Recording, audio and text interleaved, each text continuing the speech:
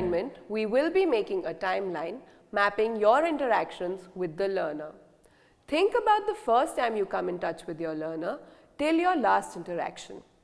For example, your first interaction could be when you mobilize students for the course, and the last one could be till the time they get placed, or even after that, depending on the system you follow. We will be mapping these events on a timeline. Each event will comprise of 3 essential components. What was the touch point with the student? What was the strategy used? And what was the information you got to know about the student?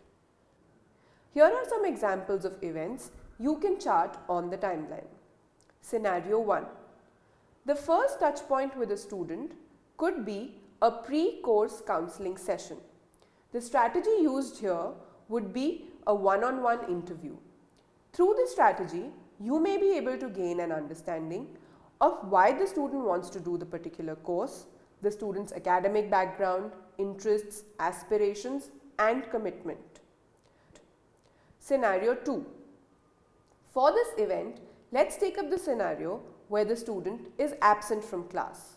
In order to understand the reason for the student's absence, you could have an informal interaction with his peers.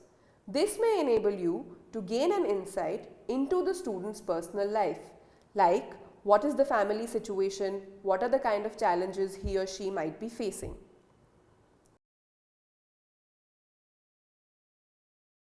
Scenario 3. You could also get to know the student better by observing him work on a task in the classroom. This can be marked as your touch point with the student.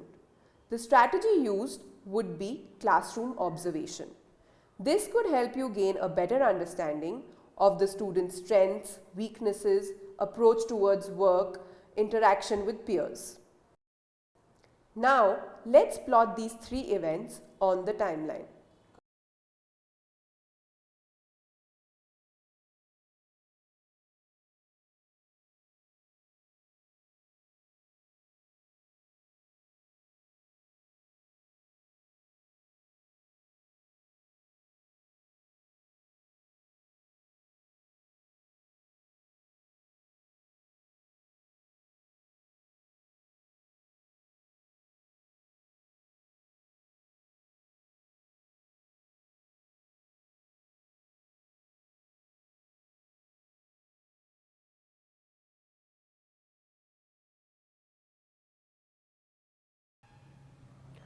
Once you've mapped the timeline, go back to all the student information that you have been collecting since the beginning of the module.